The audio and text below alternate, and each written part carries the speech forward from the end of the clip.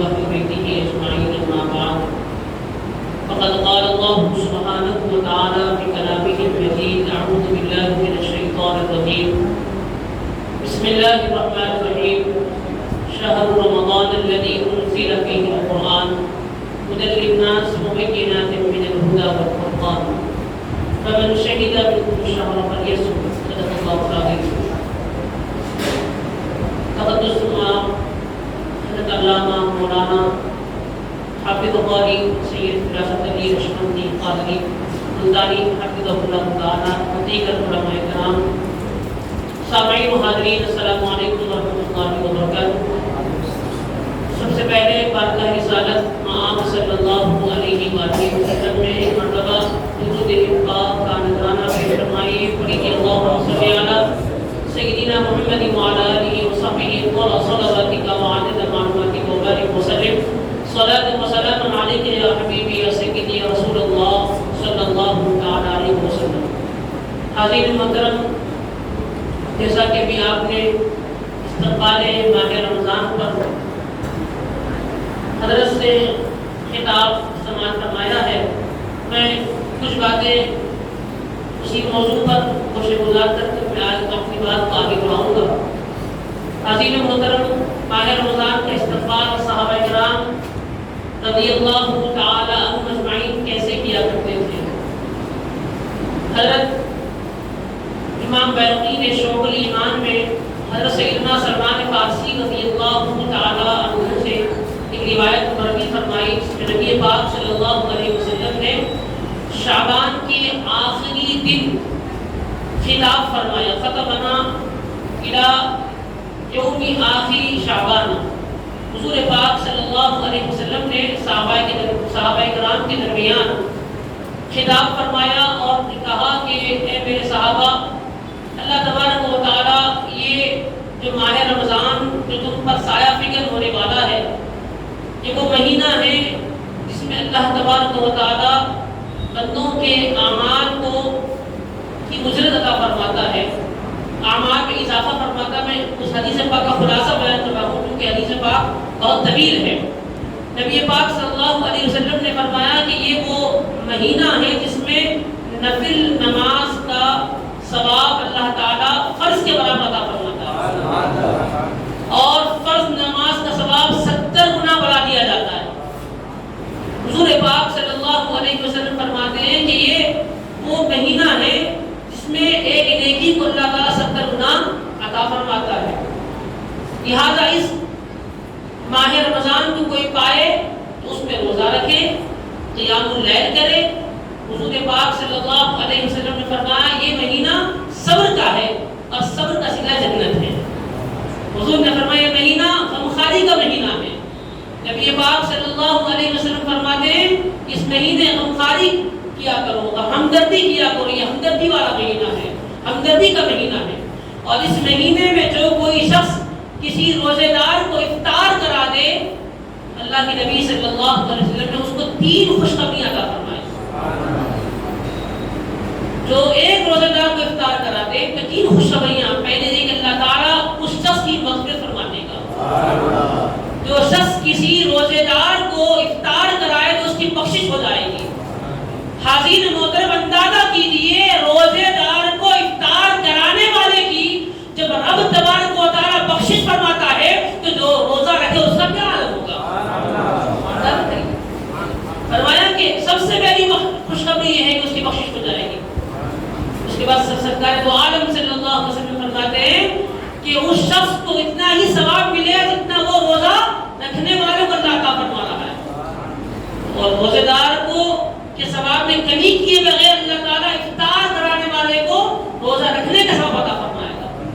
اور تیسری فضیلت یہ ہے کہ رب کریم اس شخص کو اس کی گردن کو جہنم کی آنکھ سے اللہ آزاد فرما دے گا.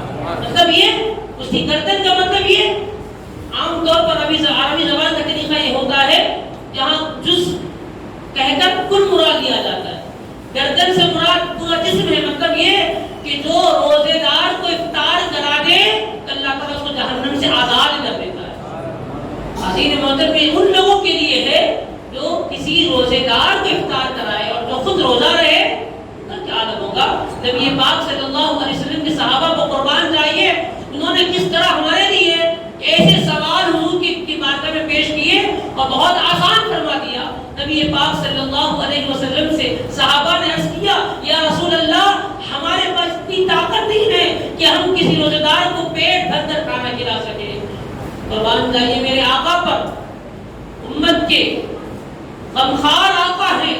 آقا رحمت للعالمین صلی اللہ علیہ وسلم نے فرمایا کہ اگر کوئی شخص کسی کو ایک کھجور کھلا دے, کھجور کا ٹکڑا کھلا دے یا دودھ کا ایک گھونٹ پلا دے یا پانی کا ایک گھونٹ پلا دے تب بھی اللہ اس کے ثواب عطا فرمائے.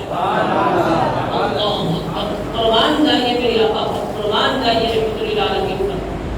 صحابہ کرام نے جب سوال کیا تو حضور نے پھر فرمایا کہ میرے صحابہ تم اب یہ دیکھیے کیسا میرے آقا کا کیسا کرم اور کیسا رحم ہو رہا ہے امت پر.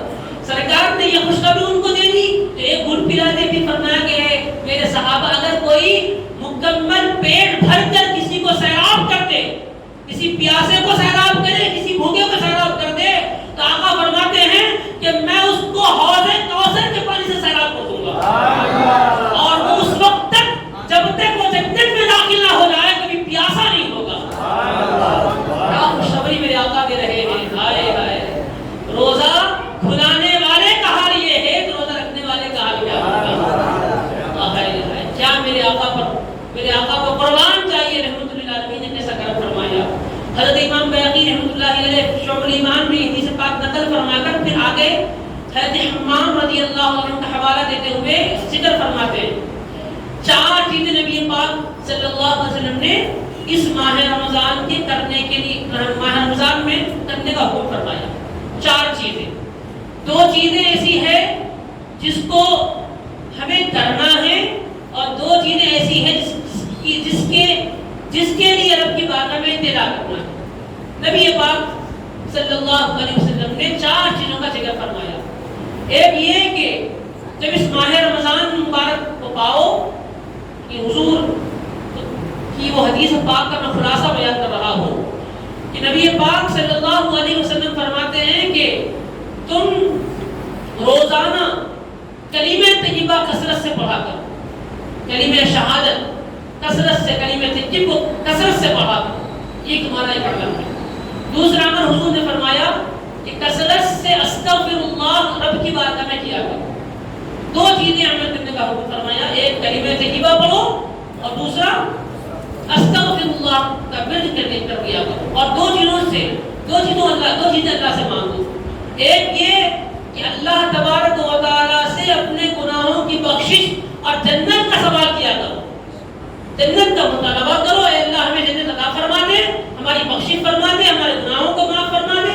تو اپنے گناہوں کی معافی اور بخشش کے ذریعے رب تبارک و تعالی سے جنت کا مطالبہ کرو اور جہنم سے بچنے کے لیے رب سے دعا مانگے کرو. جنت کا مطالبہ ہو, جہنم سے بچنے کی دعا ہو. یہ 4 چیزیں ماہ رمضان میں کثرت سے کرنا ہے. حضور پاک صلی اللہ علیہ وسلم فرماتے ہیں کہ کوئی مصیبت میں مبتلا ہے, کوئی پریشانی میں مبتلا ہے, کوئی غمزدہ ہے, اپنے غموں میں مبتلا ہے تو میرے آقا فرماتے ہیں اپنے غموں کو دور کرنے کے لیے, اپنی مشکلات کو دور کرنے کے لیے, اپنی مصیبتوں کو دور کرنے کے لیے مجھ پر کثرت سے درود بھیجا کرو.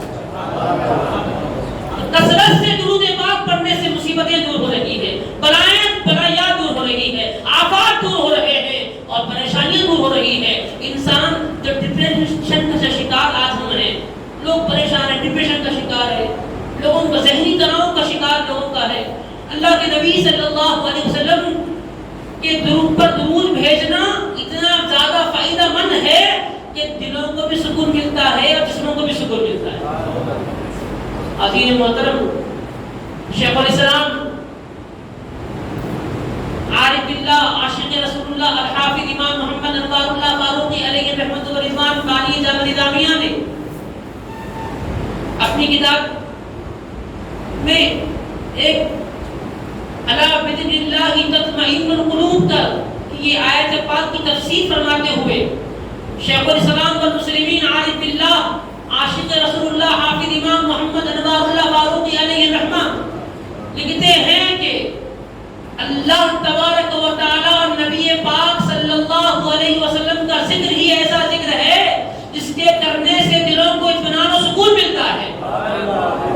چین اگر ہونا ہو، قرار چاہتے ہو تو مصطفیٰ کو یاد کرتے جاؤ، مصطفیٰ کو درود بھیجتے جاؤ، اس لیے کہ اللہ تبارک و تعالی نبی پاک کے درود سے خوش ہوتے ہیں. رب کو راضی کرنا ہے تو مصطفیٰ کی ایک یاد ہمیں منانا ہے، رب کو خوش کرنا ہے تو مصطفیٰ کا ذکر کرنا ہے. اس لیے کہ جب محبوب کو یاد کرتے ہیں تو وہ خود خوش ہو جاتا ہے. تو حاضرین محترم، ہمیں یہ پیغام دیا گیا کہ ہم نبی پاک صلی اللہ علیہ وسلم کا درود کثرت سے بھیجا کریں. یہ کہ سب سے پہلے کلمہ طیبہ ہو تاکہ ہمارا ایمان ثابت، اسلام کی ثابت قدمی کا ہم اظہار کریں. دوسرا استغفر اللہ کثرت سے پڑھیں تاکہ ہم اللہ تبارک و تعالیٰ کی بارگاہ میں اپنے دلوں کو دور دلوں کی دور ہو جائے استغفار کے ذریعے سے. پھر حضور پاک صلی اللہ علیہ وسلم پر ہم درود شریف بھیجیں تاکہ ہمارے ہر دعا قبول ہو جائے. یہ عمل ہمیں کرنا ہے. دوسرا استقبال ماہ رمضان پر صحابہ کرام کا طریقہ عمل کیا تھا. حاضرین محترم دیکھیے، صحابہ کرام رضی اللہ تعالیٰ عنہم اجمعین ماہ شعبان ہی سے ماہ رمضان کی تیاری کرتے تھے. وہ کیسے؟ جیسا کہ ہم دیکھتے ہیں رجب کا مہینہ آیا، شعبان کا مہینہ آیا تو ہم نے اپنی مسجدوں کو اچھا صفائی فرمائی، پینٹ کیا، مسجدیں سجائی گئی، گھروں کو پینٹ ہوتا ہے، گھر میں صفائی ہوتی ہے. جس طرح مساجد کی صفائی ہوتی ہے، گھروں کی صفائی ہوتی ہے، اسی طرح دل کی بھی صفائی کرنا ضروری ہے. یہ ہے استقبال ماہ رمضان کے دل کی قدرتیں دور ہو جائے. کیسے؟ جب ماہ رمضان آ رہا ہے تو اپنے ظاہر کو بھی ہم پاک رکھیں، اپنے باطن کو بھی پاک کرنا شروع کر دیں. پہلے سے ہی تیاری ہو، نمازوں کی طرف پہلے سے ہی ہم تیاری کریں اور نمازوں کا اہتمام زیادہ. جس طرح نبی پاک صلی اللہ علیہ وسلم کا طریقہ عمل تھا کہ آقا کریم صلی اللہ علیہ وسلم ماہ رجب سے ہی روزے رکھا کرتے تھے، ماہ شعبان میں کثرت سے روزے رکھتے، اس لیے کہ ماہ رمضان کی تیاری پر سرکار فرمایا کرتے. صحابہ اکرام کو معمول تھا کہ جب ماہ رمضان آتا تو ماہ رمضان سے پہلے ہی اپنی شاپنگ کر لیتے. ہمارا اپنا مسئلہ الٹا ہو گیا. رمضان آتا ہے جب شاپنگ ہم کرتے ہیں، ہم سمجھتے ہیں کہ ماہ رمضان سے بزنس بڑھ جائے، کاروبار کا مہینہ ہم نے ماہ رمضان کو بنا لیا. در حقیقت صحابہ اکرام اپنا کاروبار، اپنا سب کچھ شعبان ہی میں کرتے تھے، تیاری شعبان ہی میں ہوتی تھی، ساری چیزیں خرید و فروخت شعبان میں ہوتی تھی، اور زکات کا مال بھی صحابہ ماہ شعبان ہی میں دیا کرتے تھے. زکات دیا کرتے تھے، عطیات دیا کرتے. کیوں؟ صحابہ جانتے تھے کہ یہ ماہ رمضان میں 1 روپیہ خرچ کرنا 70 گنا دینے کے برابر ہے، مگر صحابہ پر قربان جائیے ان کا یہ یقین تھا کہ ماہ رمضان سے پہلے ہم اس لیے زکات کا مال نکالتے، صدقات کا مال نکالتے، عطیات اس لیے نکالتے تاکہ رمضان میں کوئی غریب صحابی کے گھر میں چولہا نہ جلے، ایسا ماحول نہ بنے. ہر گھر ماہ رمضان کی خوشیوں سے بھر جائے. رحمت والا مہینہ جب رحمت لے کر آئے تو ہر گھر میں رحمت ہو جائے. تو یہ یقین جو ہے صحابہ کرام اس طرح اہتمام فرمایا کرتے تھے. جو اللہ نے جن صحابہ کرام کو دولت سے نوازا تھا، وہ جو اہل سرغت تھے، وہ کیا کرتے؟ اپنی ماہ شعبان میں اپنا مال نکالتے اور اپنے پڑوسیوں کا خیال رکھتے، اپنا عقیدہ کا خیال رکھتے، جو گھروں میں تکلیف ہے وہ تکلیفوں کو دور کیا کرتے تھے. حاضرین محترم، اسی مہینے کو غمخواری کا مہینہ کہتے ہیں، ہمدردی کا مہینہ. کیوں؟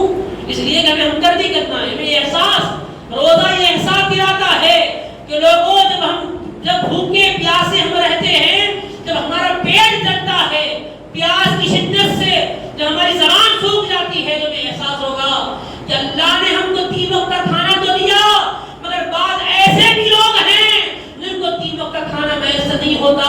ان کا خیال رکھنا ہماری ذمہ داری ہے. اللہ نے ہمیں دیا، ہمیں ان کا خیال رکھنا ہے. حاضرین محترم، یہ روزہ احساس دلاتا ہے، احساس دلاتا ہے.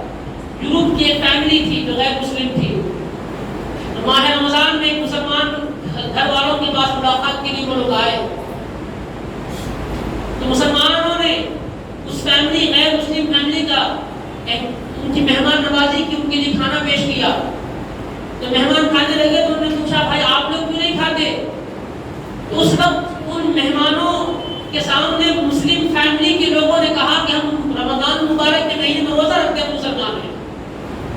تو انہوں نے وجہ پوچھی کہ آپ مسلمان ہیں، روزہ رکھتے ہیں، آپ روزہ کیوں رکھتے ہیں؟ تو انہوں نے کہا کہ ہمارے نبی آخر الزمان صلی اللہ علیہ وسلم نے ہمیں یہ حکم دیا ہے، اور آقا جہاں سرور کائنات صلی اللہ علیہ وسلم کے حکم کے مطابق ہم روزہ رکھتے ہیں.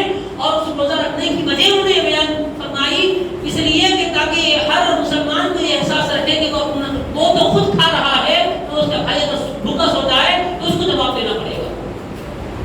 جب یہ احساسات یہ غیر مسلم فیملی کے ساتھ انہوں نے پیش کیا، اور انہوں نے کہا اتنا بہترین مذہب جس کے اندر ہر مجبور کا احساس رکھا جاتا ہے، کہ یہ اتنا اچھا بہترین مذہب ہے تو ہم بھی اس مذہب کو قبول کر لیتے ہیں. انہوں نے اسلام قبول کر لیا. حاضرین محترم، یہ وہ کیفیات ہے جس سے یقیناً ہماری روحانیت بھی مضبوط ہوتی ہے، ہماری جسمانیت بھی مضبوط ہوتی ہے. روزہ ایک ایسی چیز ہے جس کے رکھنے سے جسم بھی ہمارا مضبوط ہو جائے گا، روح بھی ہماری مضبوط ہو جائے گا.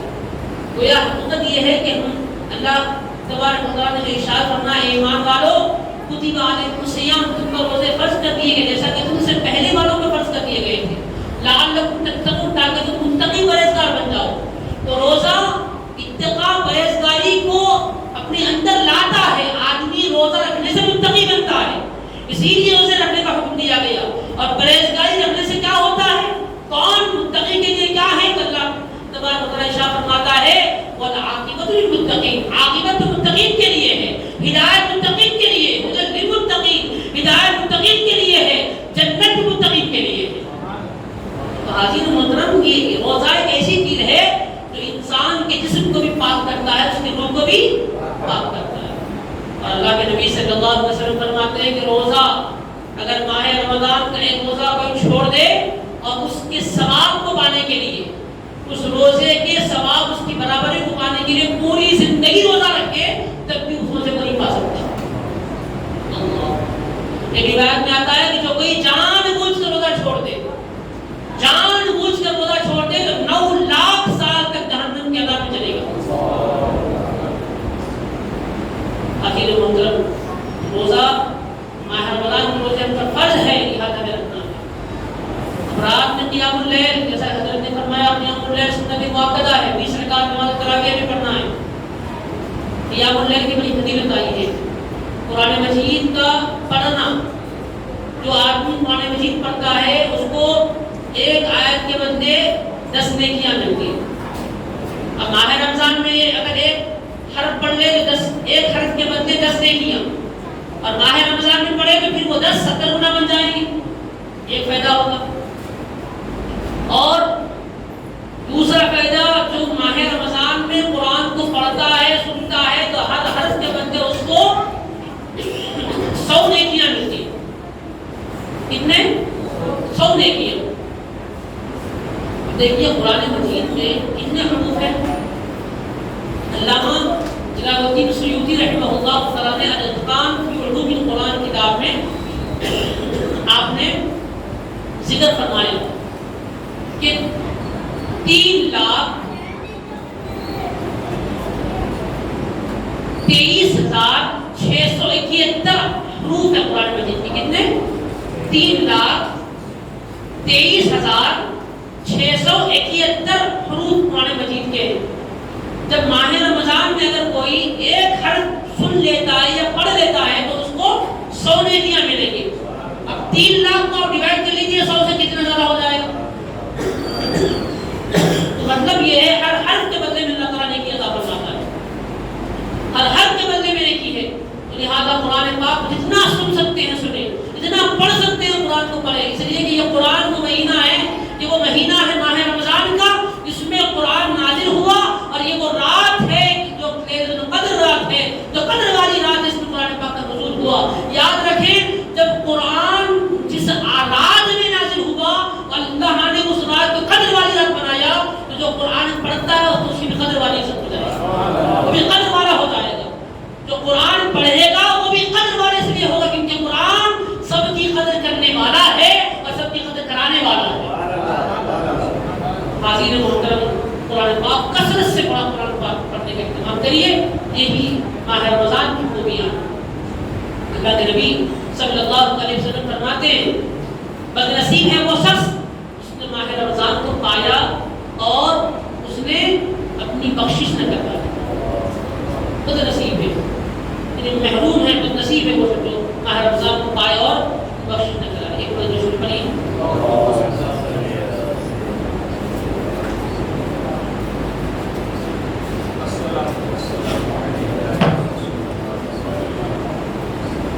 حاضر محترم، ماہ رمضان مبارک کی تیاری جو ہم کر رہے ہیں، اللہ ہماری آپ کی تیاری اس کو قبول فرما لے۔ حاضر محترم، جو ہمیں کام نہیں کرنا ہے وہ یہ ہے، سب سے پہلے یہ یاد رکھیں ماہ رمضان مبارک کی دن جس طرح ہمارے لیے برکت والے ہیں، رحمت والے ہیں، راتیں بھی بڑی برکت والی رحمت والی ہیں۔ ماہ رمضان کا پہلا عشرہ رحمت والا، دوسرا مغفرت والا، تیسرا جہنم سے آزادی والا۔ یہ تین عشرے الگ الگ مقام رکھتے ہیں۔ حاضرین محترم، ان ایام میں جتنا وقت ہو سکے ہم رب تبارک و تعالیٰ کی بارگاہ میں گریہ بزاری کریں، رب تبارک و تعالیٰ کی بارگاہ میں التجا زیادہ کریں، اس لیے کہ یہ مہینے کو اللہ کے نبی صلی اللہ علیہ وسلم نے فرمایا کہ یہ میری امت کا مہینہ ہے، یعنی اللہ تعالیٰ اس امت کو یہ مہینہ جو عطا فرمایا کسی اور امت کو مہینہ عطا نہیں کیا گیا۔ یہ حضور پاک صلی اللہ علیہ وسلم کی نسبت پاک کا ذریعہ ہے کہ اللہ نے یہ مبارک مہینہ ہمیں عطا فرمایا ہے۔ حاضرین محترم، قیام اللیل کرنا، تراویح کا اہتمام کرنا، نماز تہجد کا اہتمام کرنا، نمازوں کا اہتمام کرنا، ان سب کا کام کرتے ہوئے یہ ساری عبادتوں کے ساتھ ساتھ کوشش یہ کریں کہ ہم اپنی جو قضا نمازیں ہیں اس کو ادا کرنے کی کوشش کریں۔ قضا نمازوں کا طریقہ کار کیسا ہوتا ہے؟ حاضرین محترم دیکھیے، اب ہم کو نہیں معلوم، اگر ہم کو یاد تھا کہ فلاں نماز ہماری قضا ہوئی تو ہم اس کو یہ کہیں کہ فلاں دن کی قضا نماز میں پڑھتا ہوں، یہ نیت کر لیں نماز پڑھ لیں۔ عام طور لوگ یہ سمجھتے ہیں کہ 2 رکعت نفل قضا ہونے کی پڑھ لو تو ساری نمازیں ہو جائے گی، نہیں، قضا نمازیں جتنی چھوٹی ہے اتنی ادا کرنا ہے۔ اور یاد رکھیں فرض نمازوں کی بھی قضا ہے، واجبات کی بھی قضا ہے۔ واجب نماز کون سی ہوتی ہے؟ وتر کی نماز واجب ہوتی ہے۔ اس طرح فرض کی قضا ادا کرنا ہے، اسی طرح واجب کو بھی آپ کو ادا کرنا ہے، ورنہ ادا نہیں کرے گے تو اس کی قضا کرنی پڑے گی۔ تو حاضرین محترم، سنت مؤکدہ کی قضا نہیں ہے۔ تراویح چھوٹ جائے، تراویح چھوٹ جانے پر گناہ ہوگا مگر تراویح کی آپ قضا نہیں کر سکتے۔ واجب کی قضا کرنا ہے اور فرض کی قضا کرنا ہے۔ قضا کیسے کریں؟ قضا کرنے کا طریقہ یہ بتایا گیا۔ اگر آپ جانتے ہو تو فلاں دن کی قضا میں پڑھ رہا ہوں، یہ نیت کر لیں۔ آپ نہیں جانتے تو آپ اس طرح طریقہ بنا لیں، اے اللہ جو میری سب سے پہلی نماز قضا ہوئی ہے فجر کی وہ ادا کرتا ہوں، سب سے پہلی نماز ظہر کی وہ ادا کرتا ہوں، سب سے پہلی نماز عصر کی وہ ادا کرتا ہوں، سب سے پہلی نماز جو مغرب کی وہ ادا کرتا ہوں، سب سے پہلی نماز جو عشاء کی وہ ادا کرتا ہوں۔ یہ ہوگی پہلے طریقے۔ پھر آپ نیت کریں، اللہ میری دوسری فجر، میری دوسری ظہر، میری دوسری عصر، میری دوسری مغرب، میری دوسری عشاء، اس طرح آپ جو ہے ہر نماز قضا کا ذکر کرتے ہوئے جب بھی موقع ملے آپ قضا نمازوں کا اہتمام ماہ رمضان میں کثرت سے کیا کریں۔ حاضرین محترم، سرکار غوث العالم سید رضی اللہ تعالیٰ عنہ، سید الاولیاء، پیران پیر، روشن ضمیر اور سبحان رحمۃ اللہ علیہ کی ولادت باسعادت بھی ماہ شعبان میں ہوئی۔ جب آپ کی ولادت ہوئی تو یہ مقام بغداد میں مشہور ہو گیا تھا۔ یہ ایک سید زادہ ایسا ہے، سید گھرانے میں ایک لڑکا پیدا ہوا سید زادہ ہے جو ماہ رمضان کے مہینے میں صبح میں دودھ نہیں پیتا اپنی ماں کا۔ بچپنا ہے، پیدائش ہوتی ہی ہوئی، ماہ رمضان کا مہینہ آیا تو یہ عام لوگوں میں مشہور ہو گیا کہ سید زادے جو ہے افطار تک دودھ نہیں پیتے اپنی ماں کا، تو گزر گیا۔ دوسرا جب سال آیا تو اس وقت جو ہے کشمکش، چاند نظر نہیں آیا، اختلاف ہو گیا، لوگ پریشان ہو گئے کہ بھئی ماہ رمضان کی پہلی تاریخ آئی یا نہیں آئی، کشمکش میں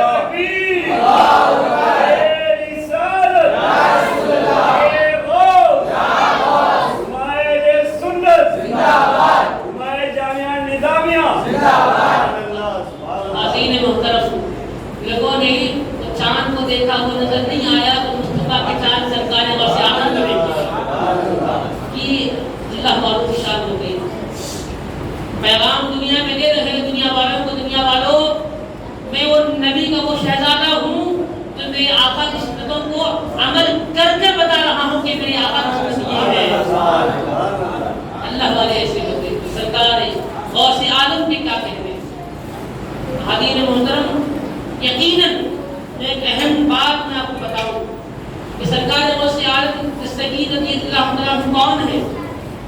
حضور کے شہزادے ہیں، حضور کی اولاد ہیں۔ آپ کے والدین کیسی پاکیزہ رفوز خصوصیہ تھے، حضرت ابو صالح جن کی دوست رحمۃ اللہ علیہ، اور آپ کی والدہ محترمہ ام خیر فاطمہ رضی اللہ تعالیٰ عنہ کیسی پاکیزہ خواتین تھی۔ حضرت ابو صالح جن کی دوست رحمۃ اللہ علیہ کے بارے میں آتا ہے کہ آپ کئی دن سے باہر کشی میں تھے، آپ بھوکے پیاسے تھے۔ ایک مرتبہ راستے سے گزر رہے تو دریا کے پاس دیکھا کہ دریا میں پانی پینے کے لیے پہنچے تو وہاں دیکھا کہ بہتا ہوا سیب بہ رہا تھا، تو آپ نے اسے کھا لیا۔ بھوک کی شدت تھی، آپ نے وہ پھل کھا لیا، سیب کھا لیا۔ بعد میں خیال آیا کہ میں نے مالک کی اجازت کے بغیر ہی سیب کھا لیا ہے۔ چنانچہ قیمت ادا کرنے کے لیے آپ اسی نہر کے سے چل رہے تھے تو آپ نے دیکھا کہ کچھ ٹہنیاں باغ کی نہر پر ہے اور وہاں سے پھل گر رہے ہیں۔ آپ نے سمجھا یہ شاید یہی جو ہے وہ پھل ہوگا جہاں سے گرا ہوگا، یہی باغ سے گرا ہو، لہٰذا میں باغ میں جاتا ہوں اس مالک کو قیمت دوں گا۔ چنانچہ آپ وہاں پہنچے۔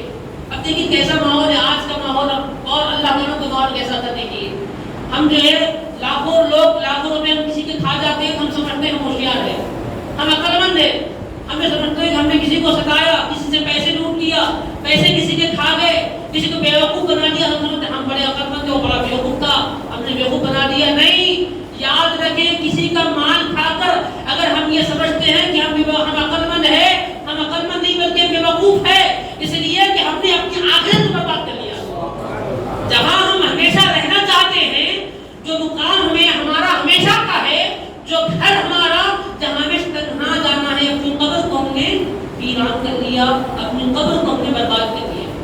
اس لیے کہ قبر میں بھی اور آنے والا تو نہیں ہے، دولت یہیں ختم ہو جائے گی، پیسہ یہیں ختم ہو جائے گا، اولاد یہیں تک ختم ہو جائے گی، رشتے دار اقریبا احبا سب یہیں پر ختم ہوں گے۔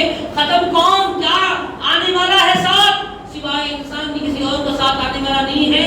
کوئی ہوگا تو اس کے نیک اعمال ہوں گے، تو اسی کا ہمسایہ بن کے اس کے ساتھ رہے گا۔ تو حضرت محترم، اگر کوئی ہمیں سمجھتے ہیں کسی کا مال ہم ہڑپ لیں، کسی کی زمین کھا جائیں، کسی کے پیسے کھا لیں، اور ایک نوجوان بچے بھی ہیں، نوجوان بھی ہیں، کسی کے پیسے ہم زبردستی دے کر کھا جاتے ہیں، سوچتے ہیں، تو یاد رکھیں ہم عقل مند نہیں ہوئے، ہم تو بیوقوف ہو گئے، اس لیے کہ ہم نے دنیا کی تھوڑی زندگی کے لیے آخرت کی پوری زندگی کو برباد کر لیا۔ یہاں تو ہمیشہ رہنا نہیں ہے، وہاں ہمیشہ رہنا ہے، تیاری وہاں کی کرنا ہے، آخرت کی کھیتی وہاں ہے، یہاں نہیں ہے۔ اور ماہ رمضان بہترین آفر لے کر ہمارے پاس آیا، بہترین آفر ہے، یاد رکھیں، اس لیے کہ یہ مہینے میں ایک آفر، عام دنوں میں آفر نہیں ملتا۔ عام دنوں میں فرض نماز آپ پڑھیں گے تو فرض کا ہی ثواب ملے گا، نفل پڑھیں گے نفل کا ثواب ملے گا، مگر رمضان ایک ایسا آفر لے کر آیا ہے جس میں اللہ نے ہمیں یہ موقع دیا کہ بندے اس مہینے میں نفل پڑھ لے، فرض کا ثواب دوں گا، فرض پڑھ لے 70 گنا عطا کروں گا۔ تو یہ بڑا آفر ہے۔ بات سمجھ لیجیے کہ تھوڑی دیر کے لیے ایک بزنس مین سے پوچھوں تو بزنس مائنڈ یہ کہتا ہے کہ بھائی مہینہ کمانے کا ہے، ہاں یقیناً کمانے کا مہینہ، مگر یہاں کی کھیتی نہیں وہاں کی کمائی ہے، یہاں کی سیونگ نہیں وہاں کی سیونگ ہے، اس لیے کہ وہاں اگر سیو کر لیں گے ہمیشہ وہاں سکون سے رہو گے۔ انسان باہر جاتا، لوگ سعودی عرب جاتے ہیں، دبئی کو جاتے ہیں، کویت کو جاتے ہیں، کیوں؟ کمانے کے لیے، وہاں رہنے کے لیے نہیں جاتے، کوئی وہاں جا کے کماتے ہیں، ان کی فکر ہمیشہ یہ رہتی، کماتے وہاں مگر گھر خریدتے یہاں پر، ہے نہیں یہ صحیح بولی؟ کما رہے وہاں کا پیسہ، خریدتے یہاں پر گھر، کئی بولے بھائی کئی کو یہاں خرید رہا، ارے بھائی کبھی نہ کبھی چھوڑ کے جانا ہے، وہ ہمیشہ کا وطن نہیں ہوتا ہمارا، ہمیشہ اپنے ملک میں رہنا ہے، اسی لیے یہاں پراپرٹی خریدتے، یہاں رہتے، یہاں ان کا ویزا رہتا، وہاں رہ کے بھی یہاں کی بات کرتے ہمارے پاس، کرتے نہیں کرتے، پوری انفارمیشن باہر والوں کو رہتی، کیا ہوا، کدھر ہوا، ہندوستان میں کیا ہوا، پاکستان میں کیا ہوا، حیدرآباد میں کیا ہے، ساری خبر رہتی کہ کیوں؟ انسان کا اپنا مائنڈ ہے، انسان سمجھتا ہے کہ جہاں میرا وطن ہے وہی میرا ملک ہے، وہی وہاں مجھے رہنا ہے۔ عزیزان محترم، یاد رکھیں جس طرح باہر والے لوگ اپنا وہ وطن کو اپنا وطن نہیں کہتے، رہتے ہیں مگر ہمیشہ یہ سمجھتے ہیں کہ ہمیشہ اپنے مقام میں کبھی نہ کبھی لوٹنا ہے، اسی طرح یاد رکھیے یہ مسافر خانہ ہے دنیا ہماری، کبھی نہ کبھی لوٹ کر اپنے گھر کو جانا ہے، ہمارے ساتھ رہتی ہے. ایک روح نکل گئی، کفن تیار، ڈولا تیار، قبر تیار. لباس ایک ہی پہننا، سب کو ایک ہی لباس پہنتے. پیسے والے ہیں تب بھی ایک لباس، غریب ہے تب بھی ایک لباس، فقیر ہے ایک لباس، عالم ہے ایک لباس، پڑھنے والے ہیں ایک لباس، نہ پڑھنے، سب کو ایک ہی لباس. ایک ہی تین چیزیں بڑی تیار ہوتی ہے، کفن، ڈولا اور قبر. یہ تین چیزیں ایسی پرماننٹ ہے، چاہے نہ چاہے، جانے جانا ہے. نہیں جاتے بولے ہم دیکھے جاتے نہیں. انتقال ہوا، انتقال ہوتی سب سے پہلے لوگ کیا پوچھتے ہیں؟ بھائی السلام علیکم، کیا ہوا؟ انتقال ہو گیا. بھائی کب ملا رہے؟ نماز کب پڑھ. تو دنیا کا یہی ہمارا، دنیا کی بھی وفا اتنی ہے، جن سے ہم محبت کرتے ہیں، جن کو ہم چاہتے ہیں، جن کے لیے ہم نے دنیا کی سب کچھ چیزیں لٹا دی ہے، جس کے لیے اپنا وقت ہم نے ضائع کیا ہے. دوستوں کے لیے ہم نے اپنے آرام کو چھوڑ دیا، اللہ کو بھلا دیا، مسجدوں کو چھوڑ دیا، چوراہوں پر بیٹھے رہے دوست کی محبت میں. یہی دوست احباب ہو گے، مرنے کے بعد لے جا کر ہمیں قبر میں ڈال کر ہمارے اوپر مٹی یہی لوگ ڈالیں گے. دنیا میں کوئی مٹی ڈال ہم بیٹھتے ہیں. آپ قبر میں جو ہے تعجب کی بات ہے، قبر کھودی جاتی ہے، کفن پہنا جاتا ہے، مردے کو دفن کرنے کے بعد بلا کر مٹی ڈلوائی جاتی ہے. بھائی تو زیادہ محبت کرتا ہے، زیادہ مٹی ڈال. دنیا کی بھی وفا ہے. اللہ تبارک و تعالی نے بتایا کہ لوگوں ذرا غور کرو، اس پر توجہ دو. جن لوگوں کے لیے تم نے رب کو بھلا دیا تھا، وہی لوگ تمہیں لے جا کر قبر میں دفن کر رہے ہیں. تمہیں دنیا سے تم کو چھوڑ رہے ہیں. جس گھر کو تم نے عالیشان اپنے رہنے کے لیے بنایا تھا، سانس نکل گئی، اولاد لے جا کر وہی گھر سے دور کر دیتی ہے. دولت بھی دور ہو رہی ہے، گھر بھی دور ہو رہا ہے، کاروبار بھی دور ہو رہا، سب کچھ دور ہو رہا ہے. جن کے لیے سب کچھ کیا تھا، اب سب دنیا میں کچھ چھوڑ کر جا رہے ہیں. تو حاضرین محترم، آنکھیں کھولیے. کسی شاعر نے کیا خوب کہا، دنیا کے مسافر منزل تیری قبر ہے، طے کر رہا ہے جو تو 2 دن کا یہ سفر ہے. حاضرین محترم، یہ سفر کی تیاری بھی کرنا ہے. حضرت سیدنا ابو صالح جنگی دوست رحمۃ اللہ علیہ سفر کی تیاری فرما رہے ہیں. وہاں کے جو باغ کے مالک تھے عبداللہ سمعی رضی اللہ تعالیٰ عنہ کے پاس حاضر ہوئے اور کہا کہ حضرت میں نے بغیر اجازت کے سیب کھا لیا ہے، اس کی جو قیمت ہوگی میں ادا کروں گا. انہوں نے کہا قیمت ادا نہیں ہو سکتی، قیمت کے لیے شرط ہے. بولے کیا کرنا ہے؟ کہا 9 سال تک اس باغ کی باغبانی کرنا، ایک سیب کا بدلہ 9 سال تک کی خدمت. دل میں خیال آیا کیا کروں؟ اگر سیب کی قیمت کا انکار کر دوں تو وہاں دینا پڑے گا. انہوں نے سوچا نہیں، یہاں کا دینا آسان ہے، وہاں کا دینا مشکل ہے. کہا قبول کرتا ہوں. ٹھیک ہے، مکمل کریے. 9 سال مکمل ہو گئے. جب حاضر ہوئے حضرت میرا کام تو ہو گیا، تو کہا ایک اور شرط باقی ہے، اگر آپ یہ پوری کر دیں گے تب جو ہے آپ کا یہ سیب کی جو آپ کی سیب آپ نے کھایا ہے اس کا معاملہ پورا حل ہو جائے گا. بولے اور کیا ہے؟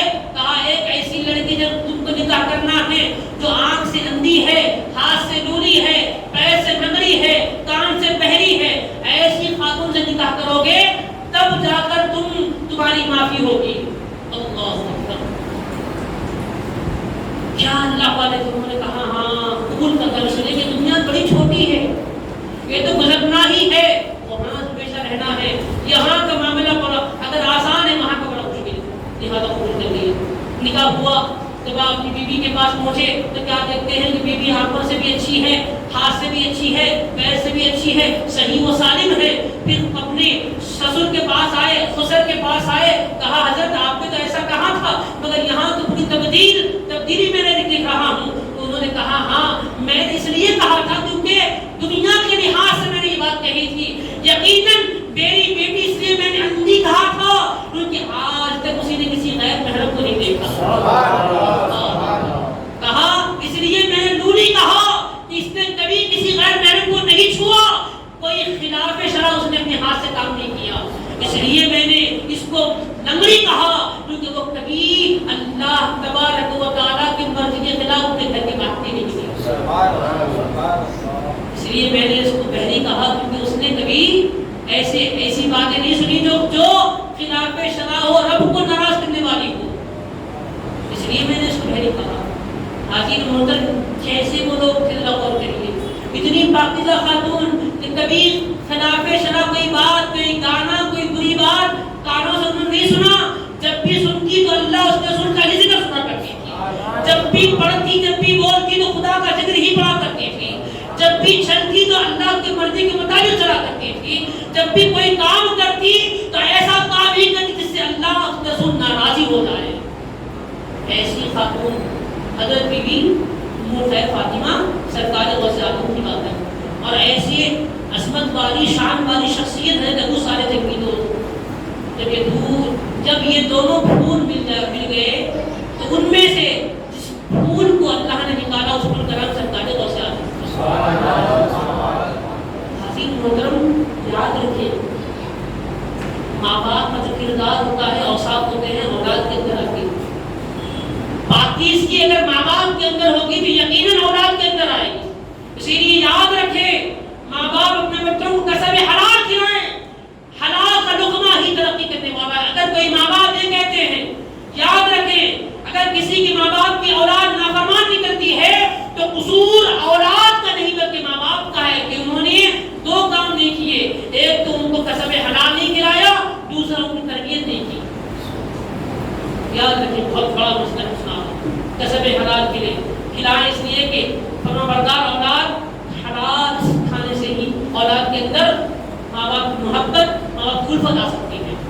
एक बात आपको मैं सुना दूँ, सरकार गौसे आज़म, लेकिन ये अल्लाह वाले लोग हैं। सरकार गौसे आज़म सईद रज़ियल्लाहु अन्हु जब छोटे थे, बचपने का इल्म जिस तरह बच्चों को हम ले जाकर मकतब में, मदरसे में उस्ताद मोहतरम के बाद बिठाते हैं, सरकार गौसे आज़म की वालिदा मोहतरमा ने हुजूर गौसे आज़म को अपनी वालिदा मलिका ने गौसे आज़म तस्लीम को उस्ताद मोहतरम के पास पेश किया। उस्ताद मोहतरम ने कहा हज़रत गौसे पाक रहमतुल्लाह अलैह को कि ए अब्दुल कादिर पढ़िए, औज़ु बिल्लाहि मिनश शैतानिर रजीम पढ़ाया। तो सरकार गौसे आज़म ने अऊज़ु बिल्लाह से आगाज किया तो 18 बार मुकम्मल आपने सुना। पहली मर्तबा, पहला मकतब, पहली दरसगाह, पहला मुकाम, पहली मतलब उस्ताद के मोहतरम के सामने बैठे और तलम्मुज़ हासिल किया तो 18 बार सुना दिए। हम क्या समझते हैं करामत है, लेकिन करामत है। मगर सरकार गौसे आज़म ने हमें ये सहन दिया कि जब सरकार गौसे आज़म ने पूछा गया कि आप 18 बार कैसे मुकम्मल कर लिए, याद कर लिए, तो गौसे आज़म ने कहा इसलिए कि मेरी वालिदा 18 बारों की हाफिजा है। जब मैं शिकमे मादर में था तो मेरी वालिदा कुरान पढ़ती थी तो मैं उस कुरान को सुनता था, सुन सुन तो मुझे याद हो गया। हाज़िर मोहतरम, मालूम क्या हुआ?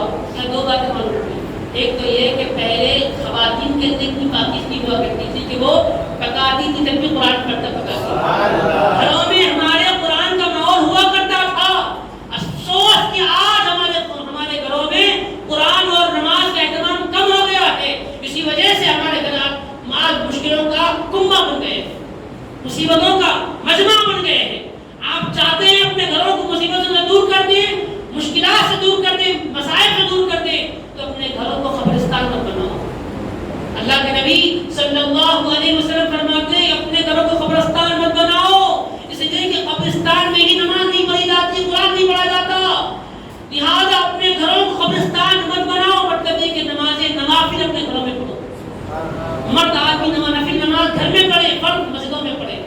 ख़वातीन को हुक्म दिए कि वो नमाज मस्जिदों में, घरों में पढ़ा करें, कुरान को घरों में पढ़ें, ताकि हम कुरान पढ़ेंगे तभी तो हमारी औलाद कुरान पढ़ना सीखेगी। इसलिए कि बच्चे देखकर सीखते हैं, बोलने से नहीं सीखते। याद रखें, अगर आप नमाज पढ़ेंगे तो बच्चा आपके बाजू आपकी नमाज पढ़ेगा। आप अगर सर पटक लेंगे बच्चे को नमाज पढ़ने पड़ता हूँ। क्यों? क्योंकि बच्चा वही करता है जो अपने माँ बाप को करते हुए देखता है। तो हाज़िर मोहतरम, सरकार गौसे आज़म ने 18 बार सुना दिए। आज मैं आपको बताता हूँ, एक अहम बात आपको बता रहा हूँ। आज साइंस ये कहती है, साइंस कहती है कि माँ के पेट में जब बच्चा होता है तो माँ जब काम करती है वही एक्टिविटी को बच्चा अपने शिकमे मादर में महसूस करता है। 1400 साल के बाद आज साइंस कहती है कि बच्चा वो सुनता है जो माँ के पेट में, माँ जब कुछ करती है तो ہے. حاضرین محترم ہم کہتے ہیں اے سائنس رکھنے والوں، ترقی یافتہ لوگوں، تم نے تو آج مشاہدہ کیا ہے، مگر ہمارے بزرگوں نے آج سے 1000 سال پہلے کر کے بتا دیا. ارے یہ سائنس کی ترقی پر آج ہم خوش نہیں ہے، ہم تو سرکار غوث آدم پر خوش ہے کہ حضرت نے ہمیں بتایا ہے کہ لوگوں سنو، میری ماں پڑھتی تھی میں سنتا تھا. اللہ اکبر. یہ سرکار غوث آدم کی شان عظمت ہے. عظیم محترم کیا کہنے ہیں آپ کے عظمتوں کی، کیا کہنے ہیں آپ کے مقام مرتبے کی. وقت کافی ہو چکا ہے، میں اسی بات پر ختم کرتا ہوں.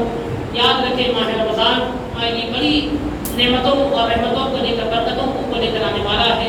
اس وقت اہمیت جانے اس خیال سے، آخری بات کہہ رہا ہوں، اس خیال سے پچھلے 2 سالوں سے لاک ڈاؤن کی حالت یہ تھی حاضرین محترم کہ مسجدیں ہماری بند تھی، نمازوں سے ہم کو روکا گیا تھا، رک گئے تھے. اور سب سے افسوس کی بات یہ ہے ہم سب میں ہمارے وہ لوگ بھی تھے جو ہمارے ساتھ بیٹھا کرتے تھے، ہمارے ساتھ رہا کرتے تھے، آج ہماری آنکھوں سے اوجھل ہے. آج وہ زمین کے پیپرس ہو چکے. حالات کیسے تھے، کون کیا تھا، کورونا کی بیماری نے آج کئی سووں کو جو ہے ہم سے دور کر دیا ہے. حاضرین محترم آج رب کا شکر بجا لائے ہیں اس بات پر کہ ماں باری رہا، اگر شاید ہم بھی ان لوگوں میں شامل ہو جائے تو ہمیں یہ رمضان نہیں ملتا تھا. آج ہمیں مل گیا تو غنیمت جانے شکر بجا لائیں اور رب کا شکریہ ادا کریں. شیخ سعدی کا ایک واقعہ سننے کے بعد میں کرتا ہوں. حضرت شیخ سعدی بہت بڑے شاعر گزرے. حضرت شیخ سعدی رحمہ اللہ تعالیٰ ایک مرتبہ آپ راستے سے گزر رہے تھے تو آپ کا جوتا جو ہے پھٹ گیا، جوتی ٹوٹ گئی. دل میں خیال آیا شیخ سعدی کو کہ بار الہ اللہ نے، بار الہ تو نے مجھے سب کچھ عطا کیا، شان و شوکت دی، عظمت دی، سب کچھ دیا بار الہ.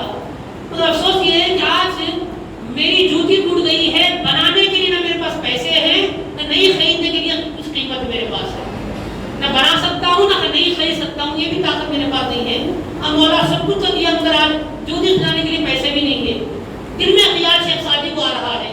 نماز کا وقت ہوا، مسجد میں داخل ہوئے تو دیکھا کہ مسجد کے دروازے پر ایک شخص بیٹھا ہوا ہے جس کا پیر ہی نہیں ہے. تو شیخ سعدی نے کہا اے اللہ تیرا میں شکر بجا لاتا ہوں، کم سے کم تو نے مجھے پیر تو دے دیے. میں اس ٹوٹی جوتی کو میں قبول کرتا ہوں اس لیے کہ اے اللہ تو نے مجھے کم سے کم میری جوتی کو توڑ دیا ہے، اس کا پیر ہی تو نے دے دیا. اے اللہ اگر میرا بھی ہاں نہیں ہوتا تو میں کمزور ہو جاتا، یقیناً میں مجبور ہو جاتا ہے. اللہ تو نے مجھے مجبوری سے بچا لیا، تیرا شکر ادا کرتا ہوں. تو حاضرین محترم حضرت شیخ سعدی نے بتایا کہ اپنے سے کمزور والوں کو دیکھو تو رب کا شکر ادا بجا لاؤ، اس لیے کہ اگر اللہ چاہتا تو ہماری بھی یہ حالت ہو سکتی تھی، مگر اللہ نے ہم پر کرم فرما دیا کہ ہم اس سے بہتر ہو گئے. تو کرونا کی بیماری سونوں کو لے کر چلی گئی، اللہ نے ہمیں بچا لیا. یقین رب کا شکر گزار بننا ہمیں بننا چاہیے.